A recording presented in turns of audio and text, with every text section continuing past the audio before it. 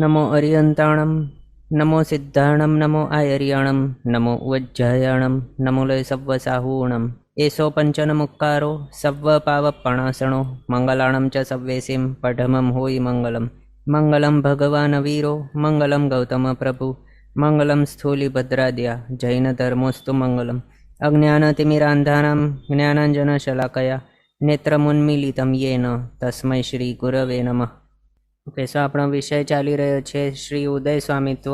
પરમ પૂજ્ય આચાર્ય ભગવાન શ્રી વીર શેખર સુરીશ્વરજી મહારાજા સાહેબ દ્વારા વિરચિત આ ઉદય સ્વામિત્વની અંદર આપણે 4 ગતિની અંદર ભમી રહેલા એવા જીવો કઈ કઈ માર્ગણાને પામતે છતે કયા કયા ગુણસ્થાનકે હોઈ શકે અને તે ગુણસ્થાનકે તેના કયા કયા અને કેટલા કર્મો ઉદયમાં હોઈ શકે તે જોઈ રહ્યા છીએ. એમાંથી આપણો ઇન્દ્રિય માર્ગણા સ્ટાર્ટ થઈ હતી. એમાં આપણે 2 ઇન્દ્રિયોને વિશે જોયું લાસ્ટ ક્લાસમાં. એમાં કયા કર્મ શા માટે બંધાઈ શકે છે અને શા માટે નહીં બંધાય એ જોયું આપણે. પછી નેક્સ્ટ તે ઇન્દ્રિય માર્ગણા એની અંદર પણ સેમ જ છે, પણ એક ડિફરન્સ માત્ર શું છે, સજાઈ બોલ્યું હતું ગાથાની અંદર. એટલે પોતપોતાની જાતિ જે પણ હોય, 2 ઇન્દ્રિય જાતિ હોય તો 2 ઇન્દ્રિય જાતિ નામકર્મ ઉદયમાં હશે 2 ઇન્દ્રિય માર્ગણામાં, અને તે ઇન્દ્રિય જાતિ હશે તો તે ઇન્દ્રિય જાતિ નામકર્મ ઉદયમાં હશે તે ઇન્દ્રિય માર્ગણામાં. ચૌરેન્દ્રિય જાતિ નામકર્મ ચૌરેન્દ્રિય માર્ગણાની અંદર ઉદયમાં હશે. આ રીતે ગાથાની અંદર આવેલું હતું, તે પ્રમાણે અહીંયા જાણવું. એટલે તે ઇન્દ્રિય છે માર્ગણા, એની અંદર બાકીની જાતિ નામકર્મ એટલે એકેન્દ્રિય જાતિ નામકર્મ, 2 ઇન્દ્રિય, ચૌરેન્દ્રિય અને પંચેન્દ્રિય જાતિ નામકર્મ આટલા નીકળી જશે. માત્ર એક તે ઇન્દ્રિય જાતિ નામકર્મ રહેશે ઉદયમાં. બાકી બધું 2 ઇન્દ્રિયની જેવું જ છે, સેમ ટુ સેમ. આની અંદર પણ કંઈ ફરક નથી, 2 ઇન્દ્રિયના જેવું છે. આ પણ આપણે જોઈ લઈએ. આ તે ઇન્દ્રિય છે, આની સાથે રિવિઝન થઈ જશે આપનું 2 ઇન્દ્રિયનું. શું છે તે ઇન્દ્રિયો? તે ઇન્દ્રિય છે તિર્યંચ, અને એ સમૂર્ષિમ હોય છે. તો એ કોઈ પણ સમૂર્ષિમ હોય એને પુરુષવેદ અને સ્ત્રીવેદનો ઉદય નહીં હોય ક્યારે પણ, એ માત્ર નપુંસક વેદના ઉદયવાળા જ હોય છે. તે ઇન્દ્રિય બધા સમૂર્ષિમ જ હોય છે, એટલે તેમને પુરુષવેદ સ્ત્રીવેદનો ઉદય નહીં હશે. સંકેત મૌન્યનો ઉદય 4 થી 7મા ગુણસ્થાનકે હોઈ શકે. એ માત્ર પર્યાપ્ત સંઘની જીવ, ભલે તે દેવો હોય, નારકીઓ હોય, મનુષ્ય હોય, તિર્યંચ હોય, એમને 4 થી 7મે ગુણસ્થાનકે માત્ર હોઈ શકે. જે ગુણસ્થાનક જેમને પોસિબલ હોય તે ગુણસ્થાનકે તે જીવને સંકેત મૌન્યનો ઉદય પોસિબલ, પણ એનાથી નીચેના આ પહેલા બીજા ગુણસ્થાનકે એનો ઉદય નહીં હોય. એટલે અહીંયા સંકેત મૌન્ય નીકળી ગયો. મિશ્ર મૌન્ય 3જે ગુણસ્થાનકે જ હોય ઉદયમાં. નરકત્રિક નારકીઓને ઉદયમાં, મનુષ્યત્રિક મનુષ્યને હોય, દેવત્રિક દેવોને હોય, પણ આ છે તિર્યંચ. એટલે આ 3 ત્રિકો એ નીકળી જાય છે. પછી એકેન્દ્રિય, 2 ઇન્દ્રિય, ચૌરેન્દ્રિય, પંચેન્દ્રિય જાતિ નામકર્મો એ નીકળી જાય, કારણ આ તે ઇન્દ્રિય છે, માત્ર તે ઇન્દ્રિય જાતિ નામકર્મ રહેશે. વૈક્રિય દ્વિક નીકળી ગયું. આમને વૈક્રિય શરીર, વૈક્રિય અંગોપાંગનો ઉદય નહીં હોય, માત્ર ઔદારિક શરીર, ઔદારિક અંગોપાંગનો ઉદય હોય. બાકીના શરીર અંગોપાંગ નીકળી ગયા. તૈજસ કર્મણ શરીરનો ઉદય તો હોય છે, પણ બાકીના એટલે કે વૈક્રિય દ્વિક અને આહારક દ્વિક એનો ઉદય નહીં હોય. આહારક દ્વિકનો ઉદય માત્ર મનુષ્યોને જ હોઈ શકે, એ પણ 6 7મે ગુણસ્થાનકે હોઈ શકે. જે પણ મહાત્મા એવા હોય, 14 પૂર્વધર આહારક લબ્ધિધારી, એમને જોઈ શકે, સાધુ ભગવંતોને, પણ બાકીનાને નહીં હોય. એટલે આ પણ આહારક દ્વિક અહીંયા નીકળી ગયું. પહેલા 5 સંગણ અને પહેલા 5 સંસ્થાન એ માત્ર લબ્ધિ પર્યાપ્ત એવા જીવોને જ હોય છે, પંચેન્દ્રિય જીવોને.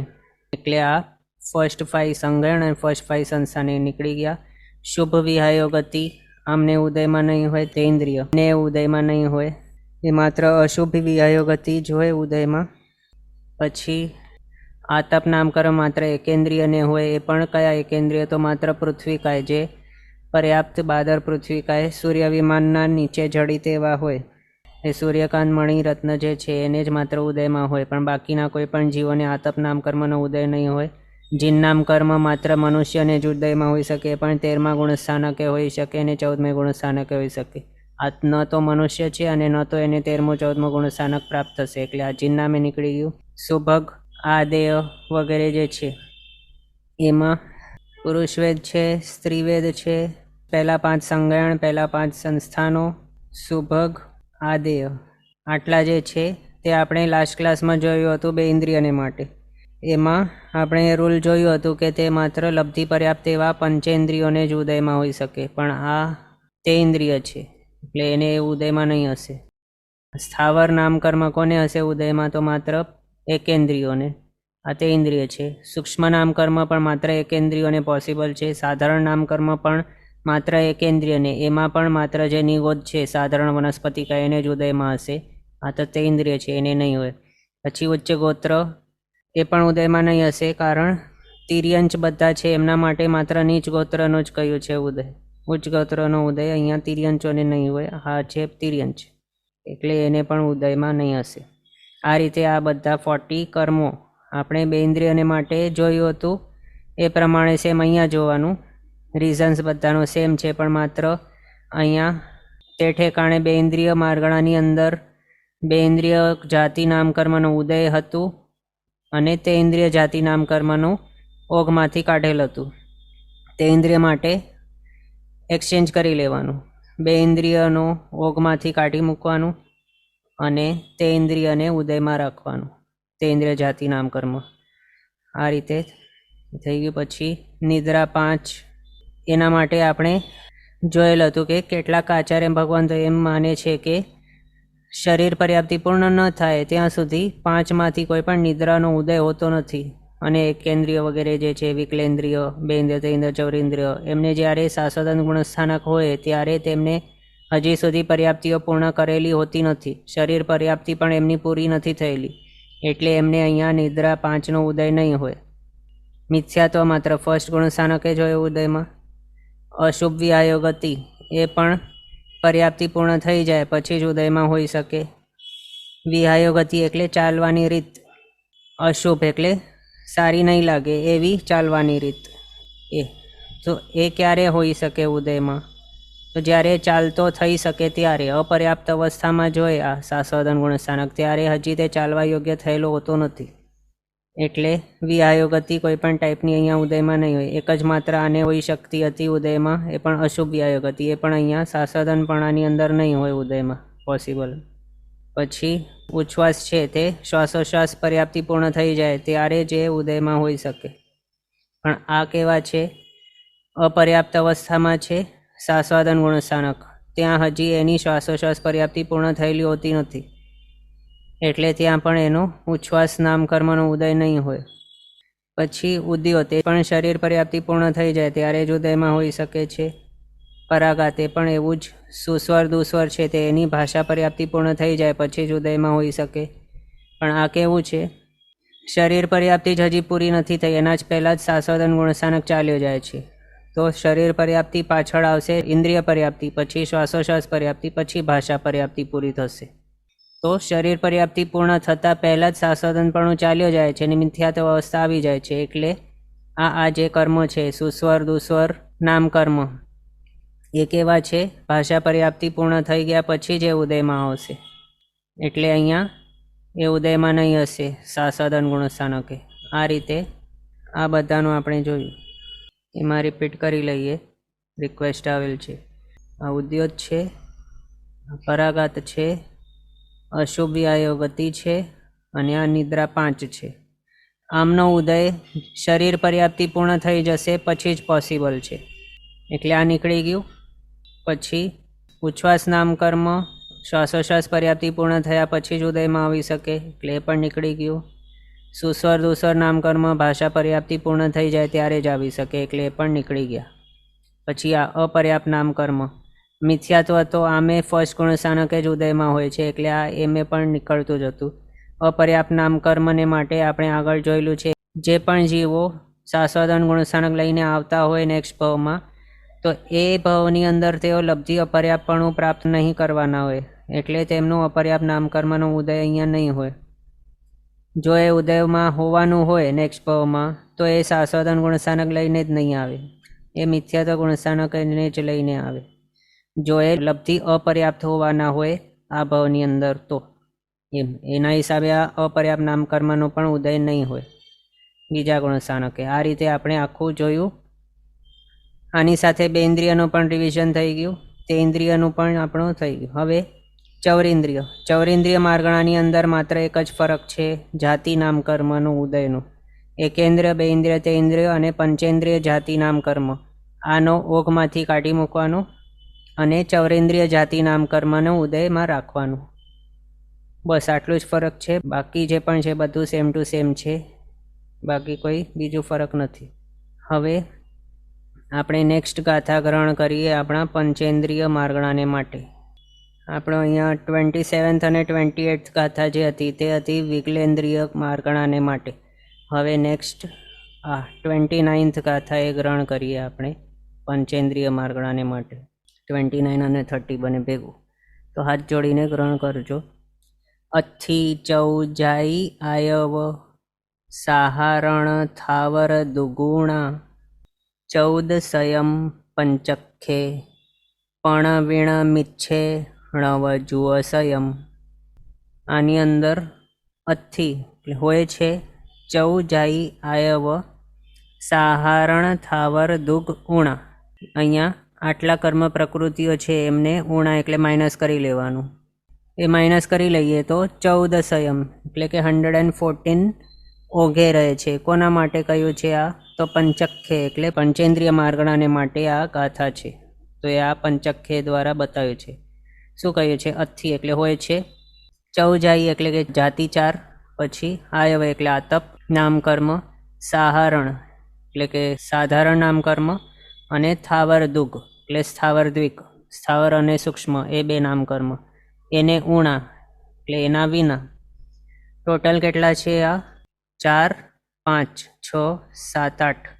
8ને માઇનસ કર્યા છે 122માંથી એટલે બચી ગયા 114. 14 સંયમ 114 એટલા હોય છે ઓઘે ઉદયમાં પોસિબલ, એટલે ઉદયને યોગ્ય પંચખ્યે એટલે પંચેન્દ્રિય માર્ગણાને માટે. પછી આગળ બતાવે છે ફર્સ્ટ ગુણ સ્થાનકને માટે. પણ વીણ મિચ્છે. પણ વીણ, પણ એટલે 5 વિના કરવાનું.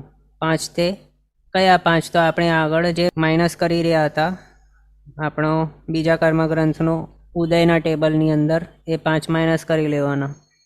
મિશ્ર મોન્ય, સંકિત મોન્ય, આહારક દ્વિક અને જિન્નમ એ 5 વીણા મિચ્છે કેટલા હોય છે? 114 - 5 કરીએ તો ણવ જુઓ સંયમ એટલે કે 9 યુક્ત એવા 100 એટલે 109.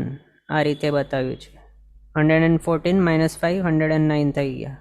આ રીતે ઓઘે કેટલા હોય છે? 114 પંચેન્દ્રિય માર્ગણાની અંદર, અને ફર્સ્ટ ગુણ સ્થાનકે કેટલા હોય છે તે બતાવ્યું 109 આ ગાથાની અંદર. પછી નેક્સ્ટ ગાથા આપણે ગ્રહણ કરીએ. હાથ જોડીને ગ્રહણ કરજો. સાસાણે 6 સંયમ વીણ મિચ્છા પજ્જ નિરયાણુ પુવ્વીહિમ ઓઘવ્વ જાણીયવ્વા મિસ્સાઈસુ ગુણઠાણેસુમ. તો આની અંદર બતાવે છે સાસાણે.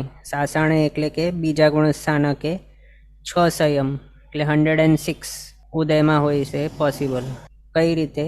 તો વીણ, વિના કોના વિના? તો મિચ્છ અપજ્જ નિરયાણુ પુવ્વી એટલે કે મિથ્યા તો મોન્ય, અપર્યાપ્ત નામકર્મ, અને નિરયાણુ પુવ્વી એટલે કે નરકાનુપૂર્વી. આટલા જે 3 પ્રકૃતિઓ છે એને માઇનસ કરી લેવાનું 109માંથી. એમાંથી નરકાનુપૂર્વી છે તેનું અનુદયમાં રાખવાનું, અને બાકી જે છે મિથ્યાત્વ અને અપર્યાપ્ત નામકર્મ એ બંને છે એનો ઉદય વિચ્છેદ. 2નો ઉદય વિચ્છેદ અને આ નરકાનુપૂર્વીનો અનુદય.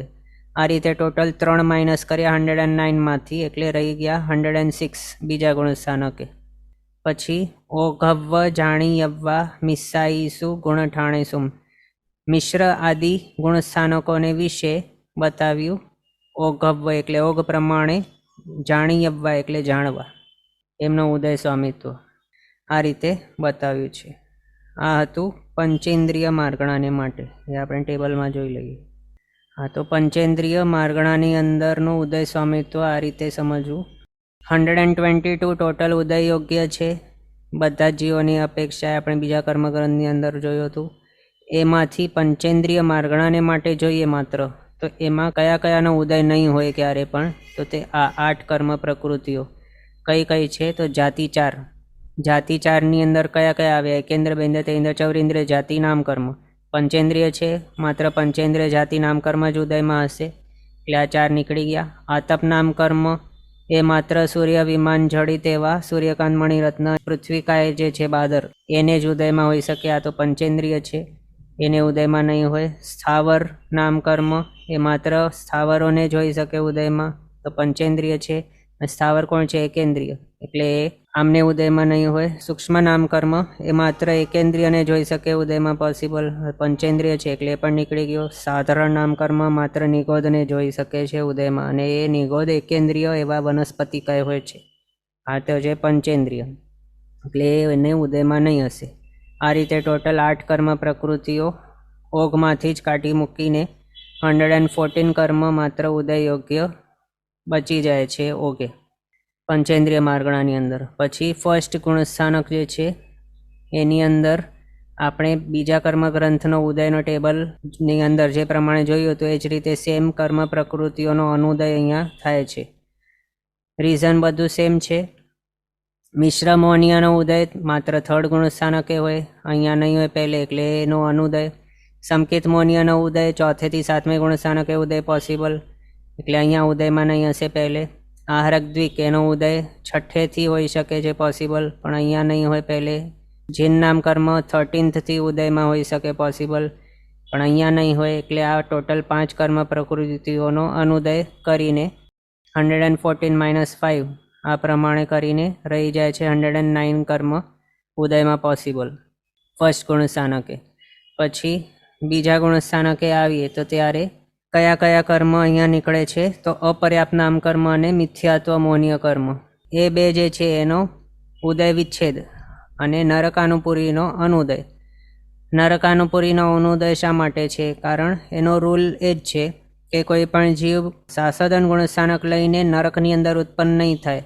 અને આ નરકાનુપૂર્વી અથવા તો કોઈ પણ અનુપૂર્વી હોય એનો ઉદય ક્યારે હોય? જ્યારે કોઈ જીવ ભાવ બદલતો હોય, એટલે કે એક ભાવમાંથી બીજા ભાવમાં જતો હોય અને ત્યાં તે જો વિગ્રહ ગતિ કરે તો એ વિગ્રહ ગતિની અંદર માત્ર અનુપૂરી નામ કર્મનો ઉદય હોય છે. અને બીજા ગુણસ્થાનક લઈને નરકની અંદર જઈ જ નહીં શકાય, એના હિસાબે નરકાનુપૂર્વીનો ઉદય પણ તે નરકમાં જતા વિગ્રહ ગતિની અંદર સાસાદન ગુણસ્થાનકે નહીં હશે, એટલે એ લઈને જ નહીં જવાય, એટલે એનો ઉદય પણ નહીં હશે નરકાનુપૂર્વીનો. પછી નેક્સ્ટ ત્રીજા વગેરે ગુણસ્થાનકને માટે ઓઘ પ્રમાણે બતાવ્યું છે. ઓઘ પ્રમાણે એટલે બીજો કર્મગ્રંથનું ઉદયનો ટેબલની અંદર આપણે જે પ્રમાણે જોયું હતું, ત્રીજા ગુણસ્થાનકે 100નો ઉદય, પછી ચોથે 104 વગેરે જે પણ છે બધું બીજા કર્મગ્રંથના ઉદયના ટેબલના હિસાબે જ છે, એની અંદર કંઈ ફરક નથી. એ આપણને ગાથાની અંદર બતાવ્યું હતું, એ અહીંયા આપણે જોઈ શકીએ છીએ, એટલે એ બધું આપણે રિપીટ નથી કરી રહ્યા. પછી પંચેન્દ્રિય માર્ગણાની અંદર ટોટલ કેટલા ગુણસ્થાનકો હોઈ શકે? તો 14 ગુણસ્થાનકો બધા જ છે. કોઈ પણ જીવ પંચેન્દ્રિય હોય તે જ મોક્ષને પ્રાપ્ત કરી શકે છે, તો 14 ગુણસ્થાનકો માત્ર પંચેન્દ્રિયને જ હોઈ શકે છે. એટલે પંચેન્દ્રિય માર્ગણાની અંદર 14 ગુણસ્થાનકો આવશે. બધું બીજા કર્મગ્રંથના ઉદયના ટેબલ પ્રમાણે છે, ઓઘની જેમ. પંચેન્દ્રિય માર્ગણાનું અંદર ત્રીજા ગુણસ્થાનકથી કરીને 14 ગુણસ્થાનક સુધી. પહેલે બીજા ગુણસ્થાનકે અમુક એવા ચેન્જીસ હતા, ઓઘમાં ચેન્જ હતા આપણા ઓઘના અપેક્ષાએ, એ આપણે જોઈ લીધું. પછી હવે નેક્સ્ટ ગાથા આપણે ગ્રહણ કરીએ આગળના માટે. 31st ગાથા. એ ગિંદી યવ્વ પુહવી દગ હરિયેસુ પરમથિ પુહવીએ સાહારણમ વીણવણે વીણાયવમ દોર્ણી વીણદગે. નેક્સ્ટ ગાથા છે એ પણ ગ્રહણ કરી લઈએ. સાહારાયવ દુગ જસ વજ્જો એ ગિંદી યોહ ભંગો ઉ તેવું અણિલ કાયેસુમ ઓહે મિચ્છેયણાયવો. પંચેન્દ્રિય સુધી જે આપણે જોયું ત્યાં સુધી ઇન્દ્રિય માર્ગણા કમ્પ્લીટ થઈ ગઈ હતી આપણી. હવે નેક્સ્ટ અહીંયા કાય માર્ગણા સ્ટાર્ટ થાય છે. એની અંદર પૃથ્વીકાય, અપકાય, તેવુકાય, વાવુકાય, વનસ્પતિકાય અને ત્રસકાય, આ રીતે 6 કાય આવે છે કાય માર્ગણાની અંદર. આગળ ઇન્દ્રિય માર્ગણાની અંદર એકેન્દ્રિય, 2 ઇન્દ્રિય, 3 ઇન્દ્રિય, 4 ઇન્દ્રિય, પંચેન્દ્રિય, આ રીતે હતું. હવે કાય માર્ગણા છે એના માટે શું કહે છે તે જોઈએ. એગિંદી યવ્વ પુહવી દગ હરિયેસુ. પુહવી દગ અને હરિયેસુ એટલે પૃથ્વીકાય, અપકાય અને હરિયેસુ એટલે વનસ્પતિકાય. આમના માટે એગિંદી યવ્વ એટલે એકેન્દ્રિય માર્ગણા જે હતી આપણી એના પ્રમાણે છે. પરમ અથિ એટલે પરંતુ અહીં પુહવી એટલે પૃથ્વીકાય માર્ગણા એની અંદર સાહારણમ વીણ એટલે સાધારણ નામકર્મ છે એના વિના. એકેન્દ્રિય માર્ગણાની અંદર સાધારણ નામકર્મ ઉદયમાં પોસિબલ હતું, પણ અહીંયા પૃથ્વીકાય માર્ગણા છે એનામાં સાધારણ નામકર્મ વિના કરી લેવાનું. પછી વણે વીણ આયવમ, આયવ એટલે આતપ નામકર્મ એના વિના કોને હોય છે તો વણે એટલે વનસ્પતિકાયને એ માર્ગણામાં. પછી દોણી વી વીણ દગે બંને પણ એટલે કયા કયા તો આ સાધારણ અને આતપ એ બંને વિના હોય છે કોને તો દગે એટલે અપકાય માર્ગણા એની અંદર. આ રીતે અહીંયા બતાવ્યું. પછી સાહાર એટલે સાધારણ, પછી આયવ દુગ એટલે સાધારણ નામકર્મ ને આયવ દુગ. આયવ દુગની અંદર કોણ આવે આતપ અને ઉદ્યોત. પછી જસ વજ્જો, જસ એટલે યશ નામકર્મ. આટલા બધા જ એક બતાવ્યા કયા કયા તો સાધારણ નામકર્મ, આતપ ઉદ્યોત નામકર્મ, યશ નામકર્મ. આ ચાર જે છે એને વર્જીને, વજ્જો એટલે વર્જીને. એગિંદ્રિય ઓહ ભંગો એટલે એકેન્દ્રિયની અંદર ઓઘબંધ પ્રમાણે જે હતું એ પ્રમાણે સમજવાનું, પણ એનામાંથી આ માઇનસ કરી લેવાનું. તો એકેન્દ્રિયનો ઉદય સ્વામિત્વની અંદર ઓઘે જેટલા ઉદય યોગ્ય હતા એનામાંથી આમને માઇનસ કરવાથી જેટલા બચી જાય છે તે હોય છે ઓઘે ઉદય યોગ્ય તેવું અને અણિલ કાયેસુ. અણિલ એટલે કે વાયુ, તેવું કાય અને વાયુકાય એ બંનેના માટે ઓઘે આટલા બતાવ્યા. કેટલા તો એકેન્દ્રિયનો 80 હતો એનામાંથી આ 4 માઇનસ કર્યા, સાધારણ, આતપ ઉદ્યોત અને યશ નામકર્મ. 4 માઇનસ કર્યા 80માંથી એટલે 76 બચી ગયા. એ હોય છે ઓઘે તેવું કાય વાવુકાયને. પછી મિચ્છેયણાયવવું એટલે ઓઘે જોઈએ કે મિથ્યાત્વે એટલે ફર્સ્ટ ગુણસ્થાનકે જોઈએ, ત્યાં પણ એટલા જ સેમ જ છે 76. તેવું કાંઈ વાવુકાયને બીજા વગેરે ગુણસ્થાનક નથી હોતા, માત્ર એક જ મિથ્યાત્વ ગુણસ્થાનક જ હોય છે, એટલે એક જ એ બતાવ્યું. હવે આ આપણે ટેબલની અંદર જોઈ લઈએ. આટલું પંચેન્દ્રિયનો ઉદય સ્વામિત્વ જોઈ લીધું. પંચેન્દ્રિયના ઉદય સ્વામિત્વ સુધી આપણી ઇન્દ્રિય માર્ગણા પૂર્ણ થઈ ગઈ.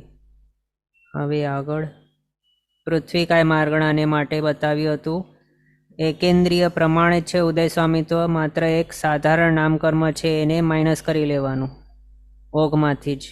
એ શા માટે માઇનસ કર્યું? કારણ સાધારણ નામકર્મ માત્ર નિગોદને જ હોય છે ઉદયમાં પોસિબલ. એ નિગોદ પણ કોણ હોય છે તો વનસ્પતિકાયની અંદર આવે છે, પૃથ્વીકાયની અંદર નિગોદ કોઈ પણ નહીં હોય. એટલે અહીંયા આ પૃથ્વીકાય માર્ગણામાંથી સાધારણ નામકર્મ ઓઘમાંથી જ કાઢી મૂક્યું. બાકી બીજું બધું સેમ જ છે એકેન્દ્રિયની જેમ, એકમાત્ર ફરક છે. પછી નેક્સ્ટ અપકાય માર્ગણા, એના માટે બતાવ્યું 2 માઇનસ કરી લેવાના. કયા તો સાધારણ અને આતપ, એ બંને માઇનસ કરવાના.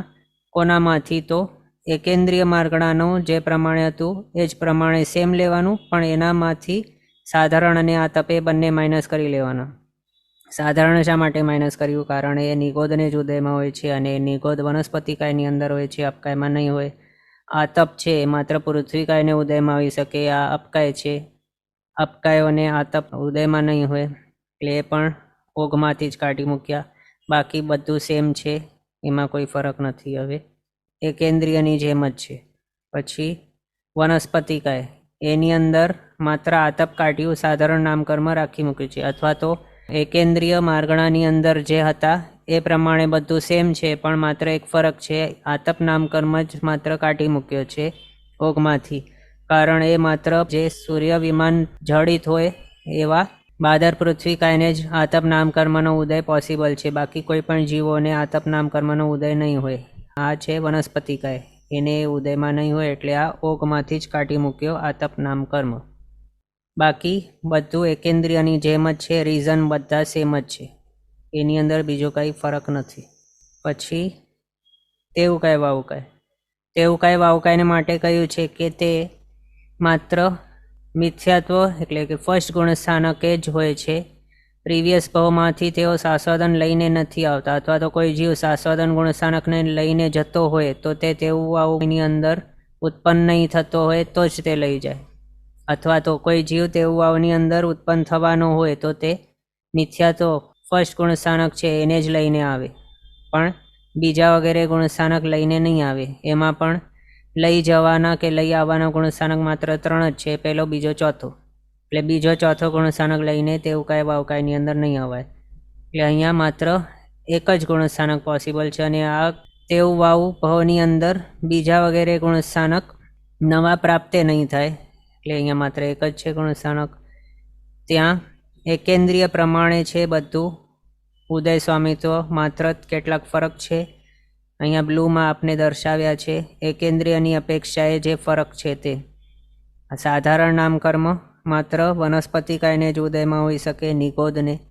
આ તેવું વાવની અંદર એનો ઉદય નહીં હોય. આતપ નામકર્મ પૃથ્વીકાયને જ માટે હોઈ શકે ઉદયમાં, એ પણ માત્ર સૂર્ય વિમાન જડિત હોય એવા બાદર પૃથ્વીકાયને જ. ઉદ્યોત એ માત્ર કોને કોને ઉદયમાં હોઈ શકે, ઉદ્યોત અને યશ નામકર્મ એ માત્ર જે પૃથ્વીકાય, આપકાય અને વનસ્પતિકાય છે એને જ ઉદયમાં હોઈ શકે.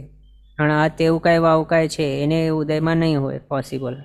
એટલે આ પણ ઉદ્યોત નામકર્મ અને યશ નામકર્મ પણ કાઢી મૂક્યો છે ઓગમાંથી જ, તેવું કાંઈ અને વાવકાયને. આ રીતે 122માંથી 46 કર્મ માઇનસ કરીને 76 કર્મ ઓઘે અને મિથ્યાત્વે ઉદય પોસિબલ છે તેવું કાંઈ અને વાવકાયને માટે. હવે ઉદ્યોત અને યશ નામકર્મ આ બંનેનો ઉદય આપણે જો એકેન્દ્રિયના ટોટલ 22 ભેદો જીવ વિચારના હિસાબે જે જણાયેલા છે એની અંદરથી આ ઉદ્યોત અને યશ નામકર્મ એ બંનેનો ઉદય કોને કોને હોઈ શકે એ જો જોઈએ તો માત્ર પર્યાપ્ત એવા બાદર પૃથ્વીકાય, પર્યાપ્ત એવા બાદર અપકાય, પર્યાપ્ત એવા પ્રત્યેક વનસ્પતિકાય, પર્યાપ્ત એવા બાદર સાધારણ વનસ્પતિકાય. આટલા 4 ભેદોને જ માત્ર ઉદયમાં હોઈ શકે છે ઉદ્યોત અને યશ નામકર્મનો.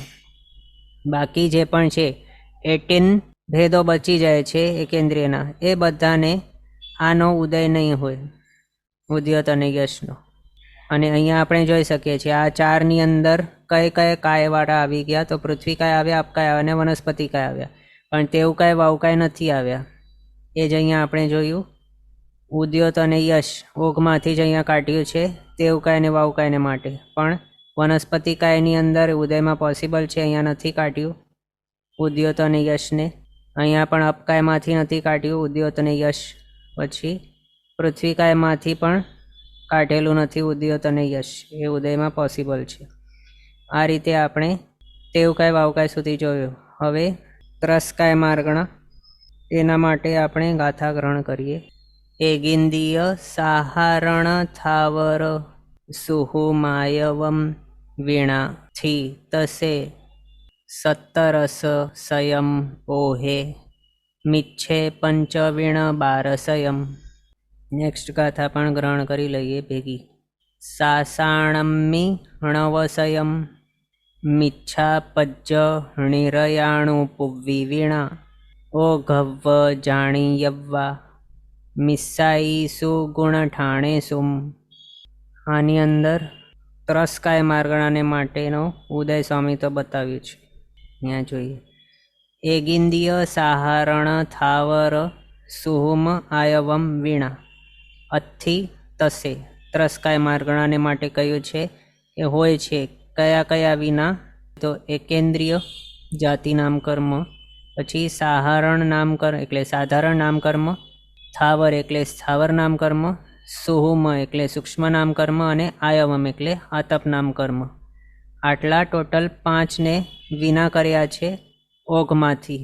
122 - 5 કરીએ તો કેટલા બચી જાય? 17 સંયમ એ 117 કર્મ ઓહે એટલે ઓઘે ઉદયને યોગ્ય, તસે એટલે ત્રસ્કાય માર્ગણાના માટે. પછી મિચ્છે પંચવીણ 12 સંયમ એટલે મિથ્યાત્વે 5 પ્રકૃતિઓ વિના 112 બતાવ્યું. કઈ 5 તો આપણો બીજા કર્મગ્રંથના હિસાબે જે આપણે માઇનસ કરી રહ્યા હતા ઉદયના ટેબલની અંદર અનુદય કરી રહ્યા હતા જેમનું એ જ 5 વિના.